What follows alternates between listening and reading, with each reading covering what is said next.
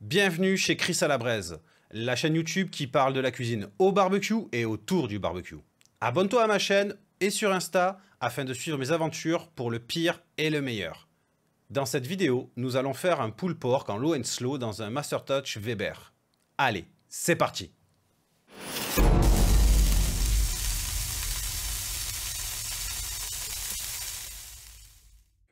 Voilà, nous avons notre belle échine de porc ici. Alors, la première chose à faire, ça va être de venir, on va dire, l'enduire d'huile. Alors là, c'est de l'huile de tournesol, afin que le rub puisse venir adhérer complètement partout. Alors, on y va. J'utilise un plat au four parce que ça me permet d'éviter de trop gaspiller de rub.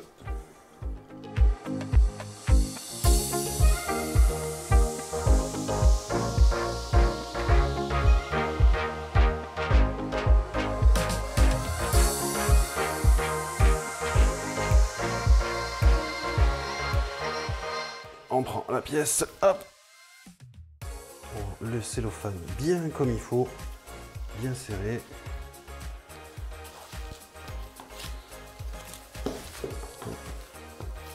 On y va.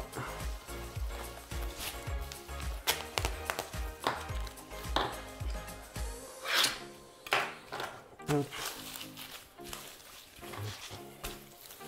Et on va le laisser reposer. Bien fermé partout. Et on va laisser reposer le temps de démarrer le barbecue.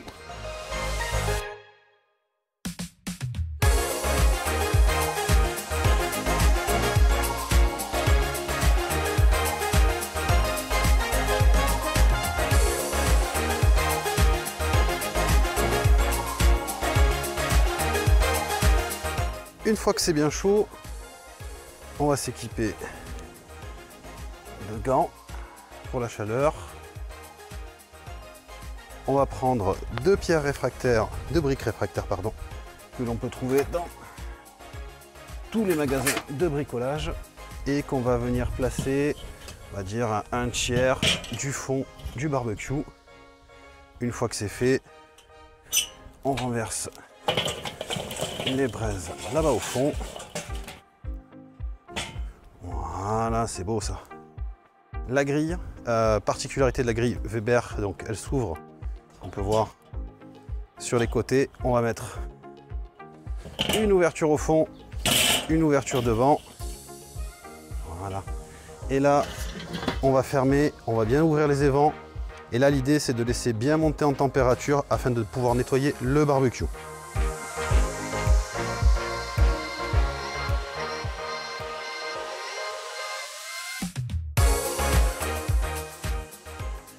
Il faut se munir d'un bac en alu comme ça, qu'on va venir placer, hop, ici.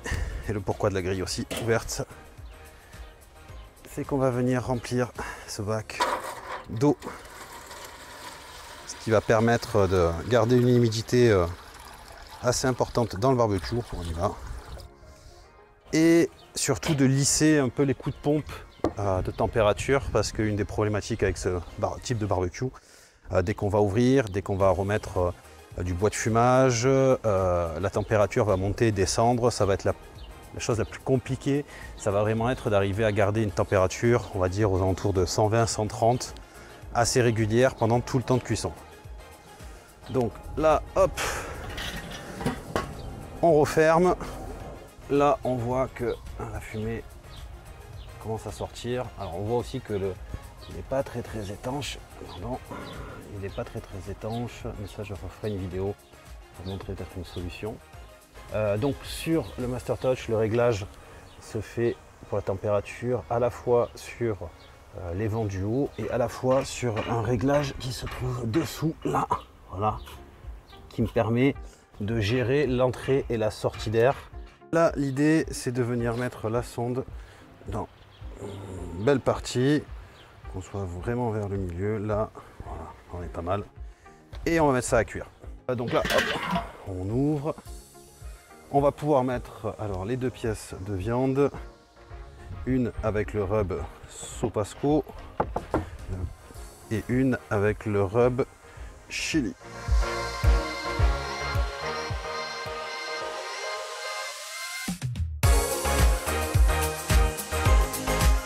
Petit truc en plus, c'est qu'on va venir mettre, alors ça, je ne vous l'ai pas montré, du bois de fumage.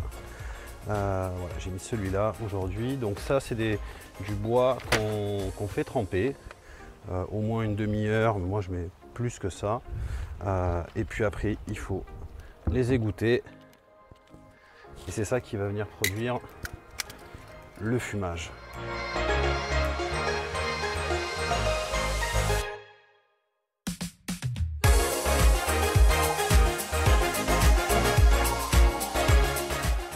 Là, on ouvre. Oh, c'est beau tout ça. Alors, je peux l'ouvrir. Alors, là, on a un petit mélange de vinaigre de cidre et de jus de pomme. Et on va venir arroser tout ça. Voilà. Et on referme. Et voilà. Et c'est reparti. La température, on est environ à 75 degrés à l'intérieur. On voit que là, ça a vraiment pris une belle couleur. C'est vraiment très très beau. Donc là, on va faire le Texas Crunch. Donc c'est-à-dire qu'on va les prendre, on va les sortir, on va les mettre en papillote avec un peu de jus et on va les remettre afin de passer l'espèce de palier qu'il y a aux alentours de 73-75 degrés à cœur et les aider à monter pour arriver jusqu'au 93, environ 93 degrés interne. Voilà. C'est parti. Voilà. Donc là, oh ouais, magnifique. Hop. On va bien fermer. Donc, hop, après, pour mettre un peu le jus. Je ne m'en mets pas plus que ça, je prends le jus que j'ai utilisé. Donc vinaigre de cidre et jus de pomme.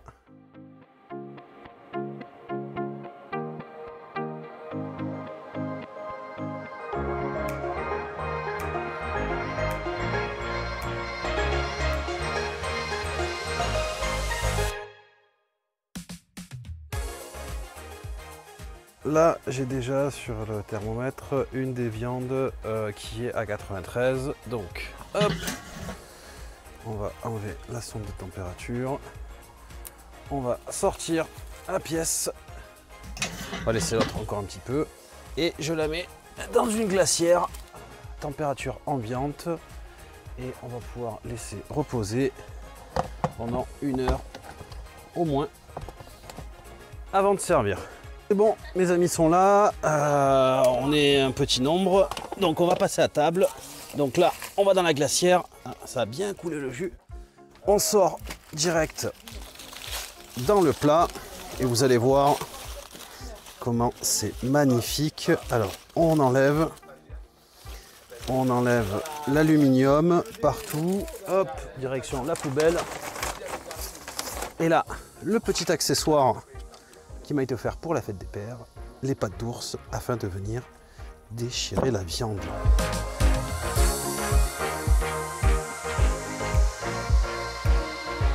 Abonne-toi à ma chaîne, ça me motive à faire d'autres vidéos.